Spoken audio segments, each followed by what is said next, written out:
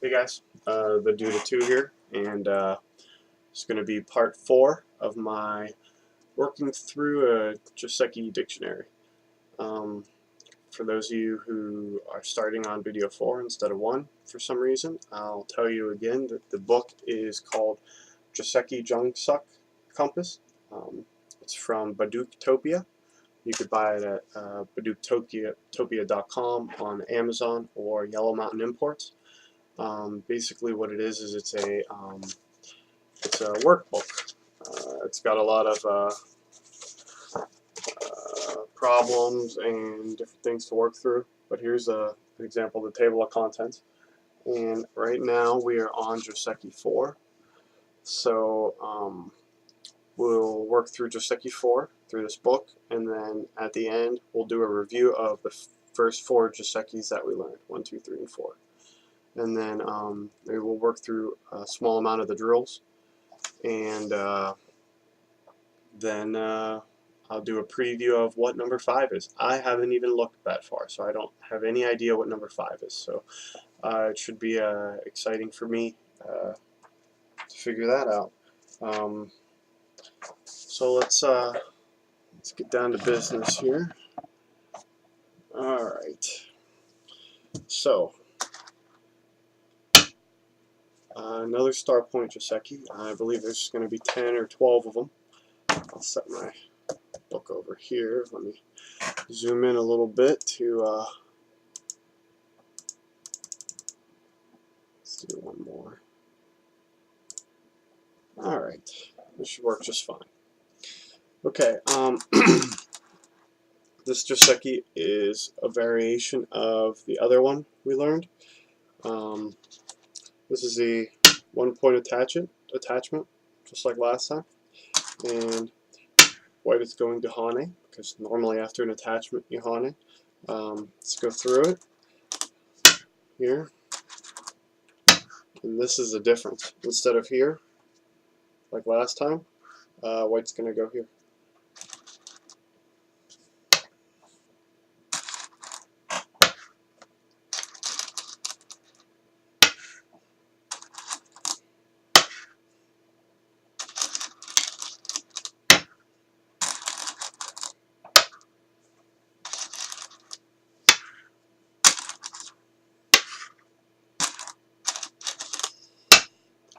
And voila, the Joseki.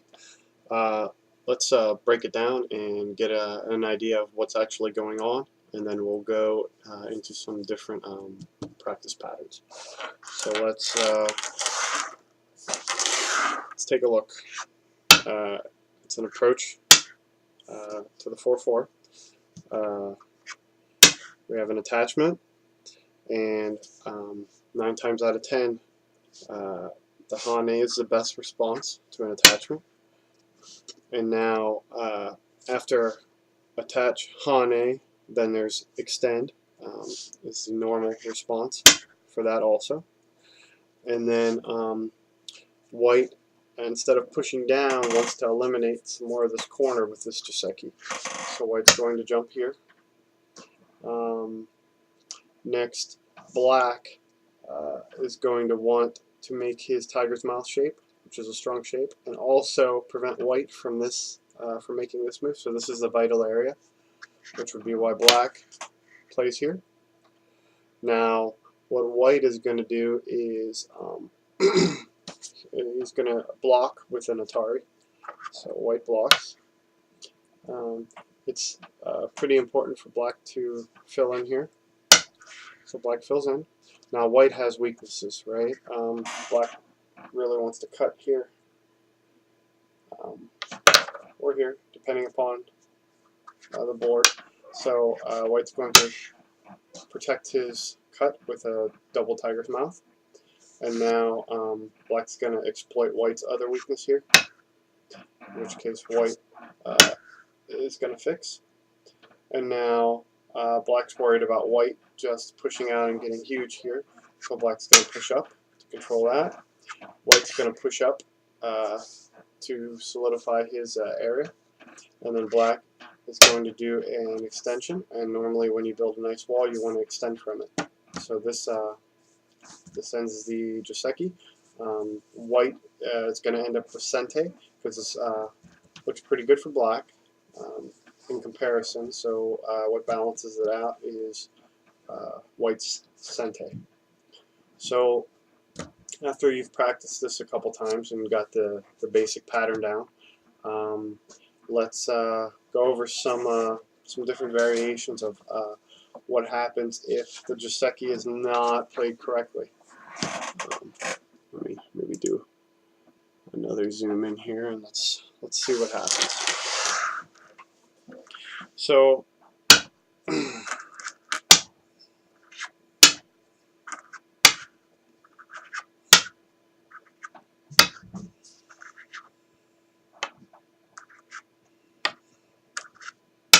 we're here.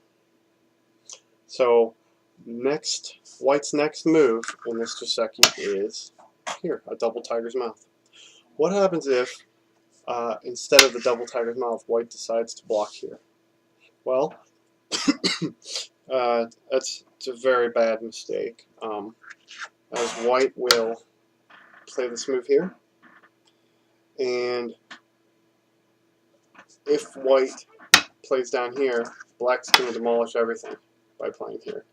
So white's best response after making this mistake is to play here, and white will take.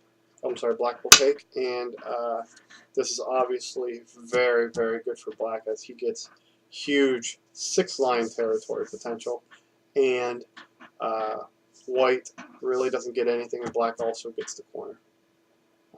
One more move down here is just pretty devastating, and even this is pretty devastating to white. So, moral of the story, you want to do that double tiger's mouth block.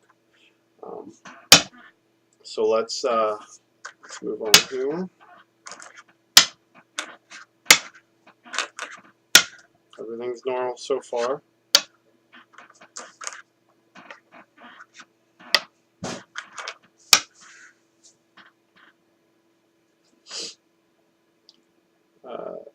Now what happens?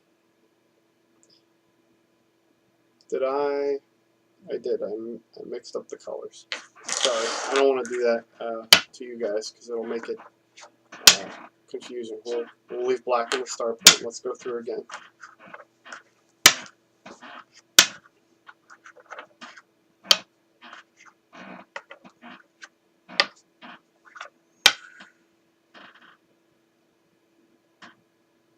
What happens if white just decides to play down here? Well, you run into the same problem. Anytime you don't protect with that double tiger's mouth, you have a mess. Right? And now black's just going to shred this to pieces and have an even better result than the last time. So to push that point home one more time, you really want to protect against this. You must protect there. Something to keep in mind and remember. Okay. So now let's see what happens here. So white plays here. Black decides to be brave and take care of this weakness right away. White's going to fix because he really doesn't want black to do this now, right? So white's going to protect here. Okay, well now black has this. He's worried about being a target here, so he's going to play up. Now black's going to play down.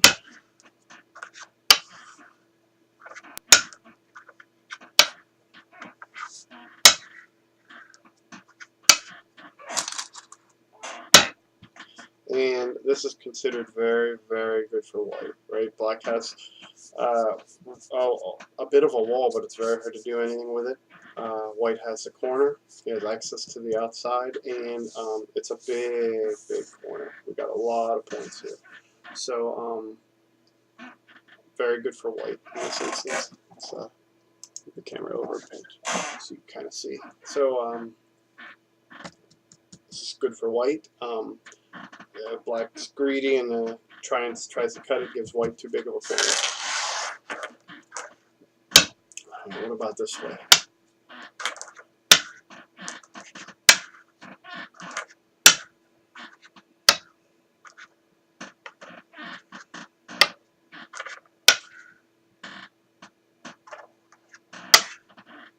Okay, so now that white protects this area, it's black's turn. Normally black would want to hane this way.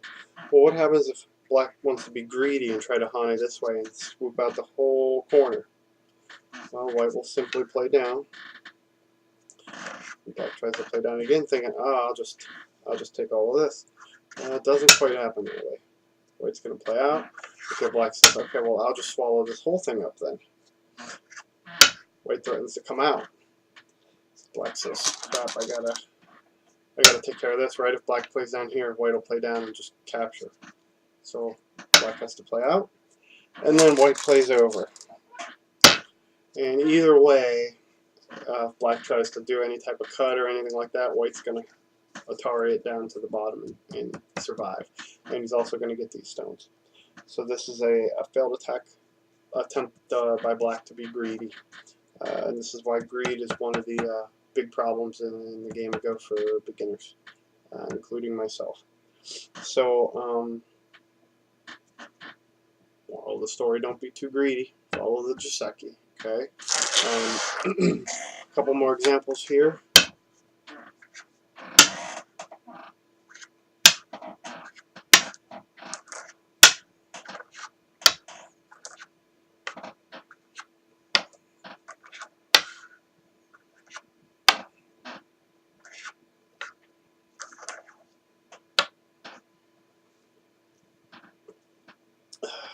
Okay, now normally black wants to play up here first, and then white would play here, and then black would take this, right? What happens if black ignores this and just plays straight here? Well, what happens is white's going to get this, and that is going to allow white to push ahead in this race, and it also allows white fifth. Even if black decides to fix it now, I mean, this is just allowing white massive everything. And if black decides to ever, stop, he'd probably go one more, and then black would come down here. Now, white could jump way up here and place a stone, even further than that, and just have nice everything here. So that's obviously. Black would prefer to play here and then come back and play there. Work much better for black. Alright, two more examples. This one is what happens at the end if black is too greedy. So let's give another example of why it's not good to be greedy.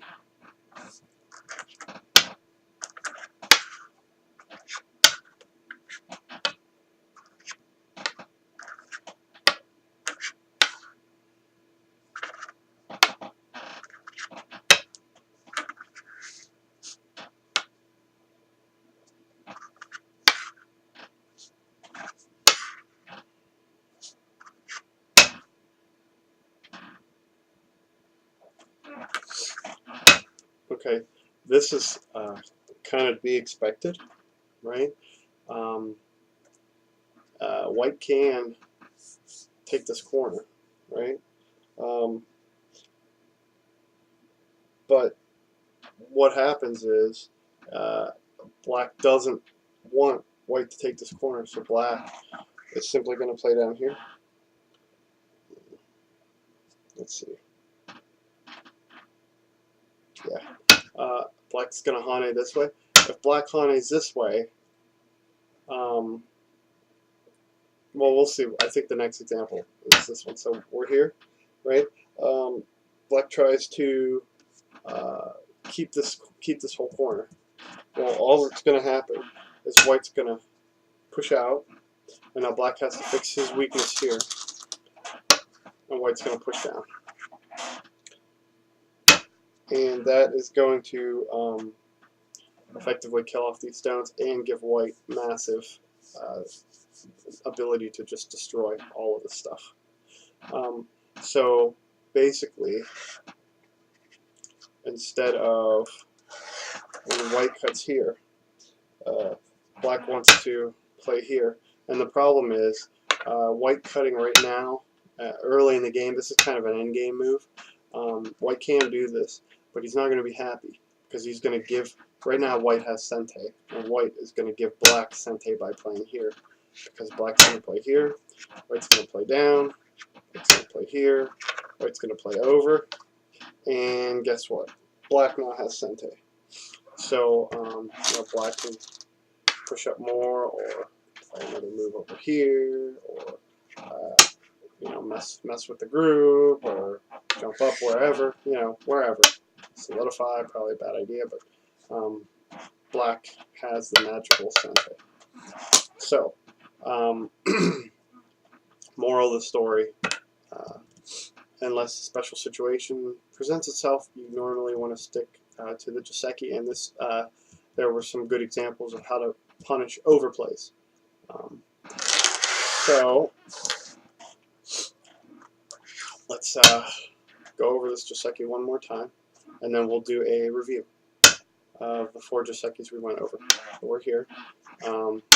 Black attaches, white goes here, and white's going to jump down.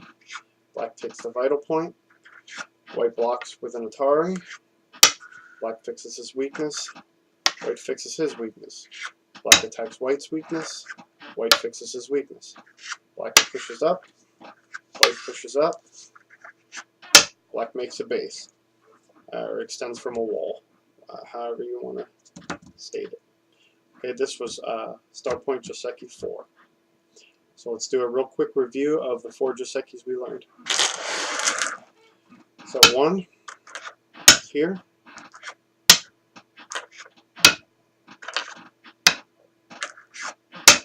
It's 1. 2.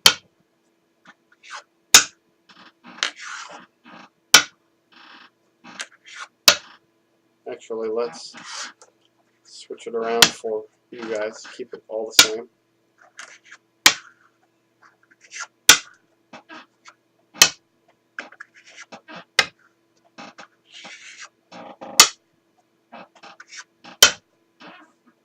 Two.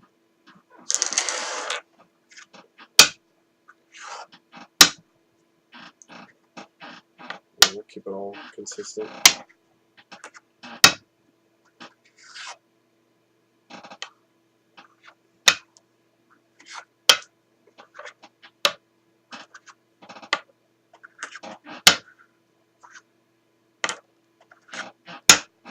3.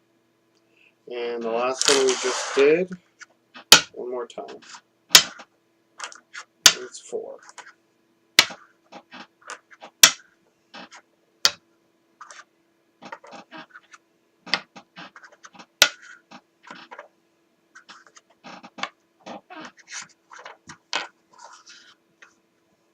I'm losing my grip here.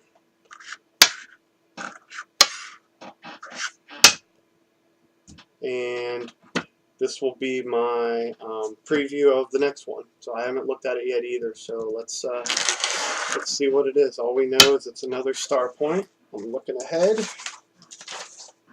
All right. Star Point Joseki 5.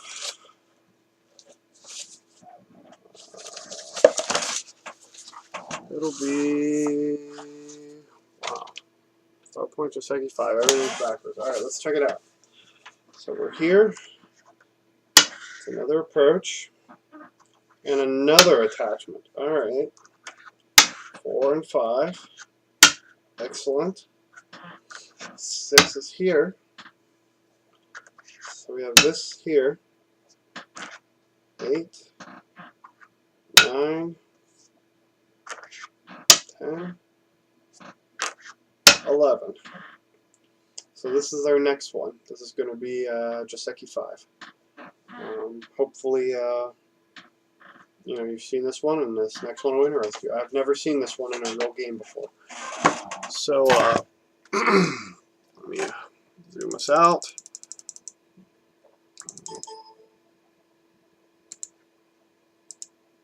Push this over.